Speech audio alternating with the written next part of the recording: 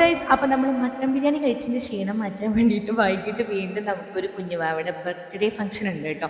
അപ്പോൾ നേരെ അവിടെ എത്തി നമ്മൾ കണ്ടത് സുരേഷിൻ്റെ ചായക്കട എന്നാണ്. എന്നാൽ ചായക്കടയുടെ വിശേഷങ്ങൾ എന്തൊക്കെയാണെന്ന് നോക്കണ്ടേ.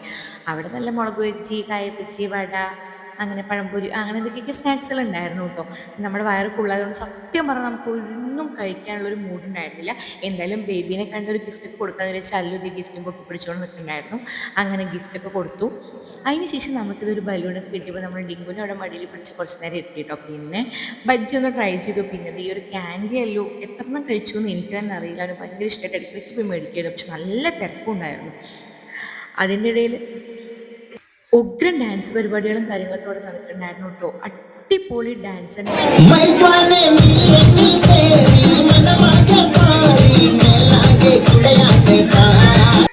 അങ്ങനെ കുറച്ച് നേരം ഡാൻസും കണ്ടപ്പോൾ പിന്നെ അത് അല്ലും ഡിങ്കും മിച്ചും അങ്ങനെ എല്ലാവരും പാടെ വീണ്ടും അവരും കളിക്കാൻ തുടങ്ങിയിട്ടോ.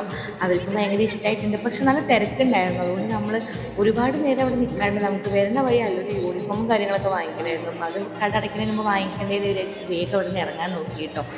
പിന്നെ നമ്മൾ കുറച്ച് സാലഡും കാര്യങ്ങളൊക്കെ എടുത്ത് കുറച്ച് നേരം കഴിച്ചു. കാരണം ഫുഡിന് അത്ര ക്യൂ ഉണ്ടായിരുന്നു. അപ്പോൾ നമ്മൾ ആ നേരം വെറുതെ ഇരിക്കണ്ടല്ലോ. അങ്ങനെ ഫുഡും കഴിച്ച് വീട്ടിലോട്ട് വന്ന് സബ്സ്ക്രൈബ് ചെയ്യാൻ മറക്കല്ലേ. ബൈ.